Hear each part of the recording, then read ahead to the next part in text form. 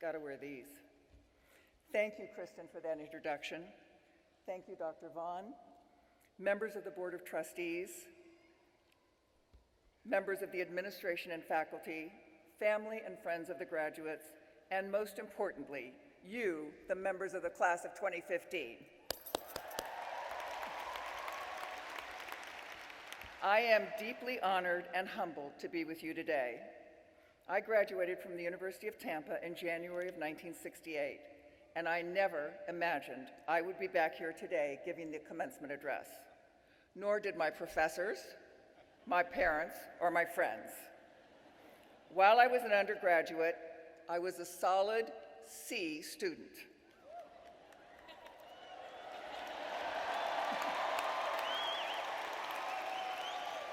I hated 8 a.m. classes, and as I recall, I missed a lot of them.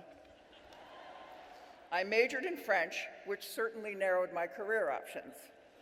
And I had no idea what I wanted to be when I grew up. Sound familiar to any of you? What I did not fully comprehend at that time was how my experiences and my education at the University of Tampa had prepared me for the future. I was given the tools and empowered by my professors and my peers to become a leader on campus. Each of you will leave here today with tools and experiences from your 4, 5, 6, or 7 years at UT, which will have prepared you for your journey. So, as I thought about what I would say to my 21-year-old self, knowing what I know today, I say to you, you are in for a great ride. Be open to all possibilities. I want to talk about just 3 things that were important to me in my journey: curiosity, love, and live your dream. We'll start with curiosity. Decades ago, Einstein urged us to never lose a holy curiosity. And Walt Disney said, we keep moving forward, opening new doors and doing new things because we are curious. And curiosity keeps leading us down new paths. Brian Grazer, one of the most successful producers in Hollywood, with film credits that include A Beautiful Mind and Apollo 13, along with TV hits such as 24 and the currently red-hot Empire, just co-authored a very powerful book on curiosity with Charles Fishman, A Curious Mind, The Secret to a Bigger Life. I highly recommend this inspirational book as you start on your journey. In it, he writes, curiosity has been the most valuable quality, the most important resource, the central motivation of my life.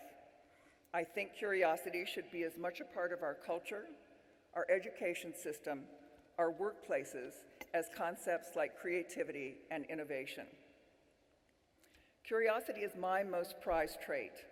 It has pushed me to make bold decisions, to be a courageous leader, to be passionate about my life and my career. Curious people are good listeners, and they say what needs to be said. Curiosity encourages risk-taking. Curious people are not afraid to fail. Through disappointments, they gain clarity and create opportunity. Curiosity drives out-of-the-box thinking, courageous actions, and bold results. So be curious, develop your own compass, and trust your own instincts. Actor Ed Helms said in his address at Knox College, so long as your desire to explore is greater than your desire to not screw up, you're on the right track. A life oriented toward discovery is infinitely more rewarding than a life oriented toward not blowing it. I hope you all remember that one. Thank you. Now I want to talk about love. Success. Success is about finding what you love to do, what you are passionate about. I recently read this. You can Google for an answer. You can Google for a mate. You can Google for a career. But you cannot Google to find out what's in your heart, the passion that lifts you skyward. Thank you. Very important as you're on your journey to keep your family and your loved ones close. They will keep you real. My dad, an Air Force general and a fighter pilot during World War II, was skeptical about my career choice. Fashion? As time went on and he witnessed my successes, he came to the conclusion that I had chosen a good path after all. In 1995, I went to Victoria's Secret as Executive Vice President, Chief Merchant. Victoria's Secret, one of the most recognized, thank you.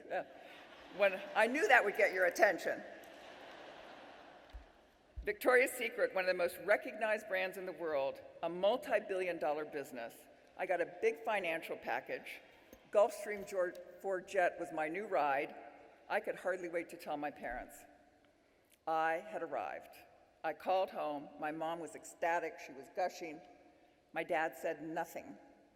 I finally said, "Dad?" And he said, "They pay you all that money to sell women's underwear?" So that response kept me real. I was still the daughter that sold underwear. Speaking of family, happy Mother's Day to all of you here.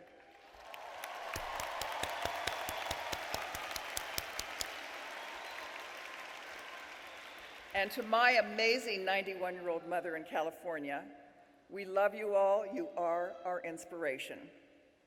Last but not least, share the love. Love others less fortunate. Give back, volunteer, donate. Muhammad Ali, who by the way was World of Children's first honorary chair, said something very important to me in my life. Service to others is the rent you pay for your room here on earth. And I'd like to say that one more time. Service to others is the rent you pay for your room here on earth. Thank you.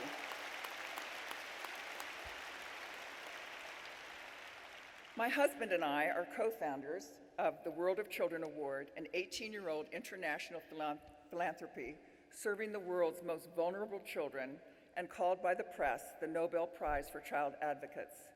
Giving back is our life through our foundation. I am the luckiest girl in the world because not only do I have a second career about which I am passionate, but I am making a difference, one little heart by one little heart, and one little hand by one little hand. So, start today. Start with this wonderful university. Find a cause you are passionate about. You can make a difference. Congratulations to all of you who have and will participate in the Class of 2015 Scholarship Campaign. As you heard, you have set the bar high for future class campaigns. Now your philanthropy, last page, is building a good foundation for your UT legacy. I want to share a proverb from India. If you think you are too small to make a difference, try sleeping with a mosquito. We all know what that feels like, don't we? Live your dream. Steve Jobs gave an outstanding and meaningful commencement speech at Stanford in 2005. What resonated with me was, your time is limited, so don't waste it living someone else's life. Don't be trapped by dogma, which is living with the results of other people's thinking. Don't let the noise of others drown out your own inner voice. And most importantly, have the courage to follow your heart and your intuition. They somehow already know what you want to become. Living your dream is about being present in your own life, making good choices, believing in yourself, trusting your instincts, and being kind. Work hard, play hard, and create balance in your life. My personal story of living my dream started in March of 1999 when I went to Tuscany with my sister to visit friends. While driving through the Tuscan countryside, we saw a 500-year-old farmhouse for sale, a ruin, high on a hill with spectacular 360-degree views of the Tuscan hills. It sat on 26 acres and had over 100 olive-bearing trees. It was my lifelong dream. I fell in love with it, and I bought it. Yeah, that was good. Well, while I did not go to Italy to buy a 500-year-old farmhouse, the opportunity presented itself, and I bought it because I could. In September of 1999, I met my soulmate, the love of my life, my husband, Harry. I had always dreamed of finding the one, but at 53 years old, it seemed an impossible dream. So you see, dreams do come true. Harry and I restored our Tuscan farmhouse together and shared our life there for 13 wonderful years. For the past 18 years, we have dedicated our lives to making the world a better place for children. It just doesn't get any better than that. Thank you.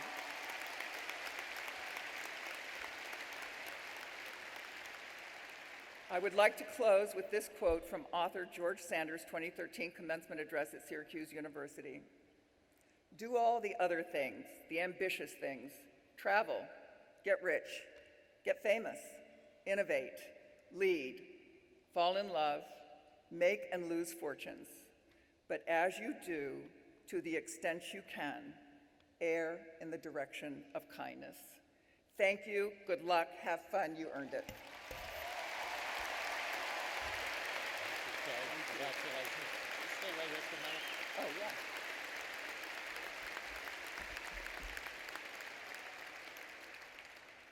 What a wonderful presentation, Kay. Thank you. We're proud to call you one of our most outstanding alums. And I have to say, thank you for making a difference in the world, you, Kay, and your husband, Harry. And thank you for the example you provide to all of our students. We hope that you'll remember this occasion and your university fondly and come back often. Thank you very much. Thank Kay? you so much. This is for you.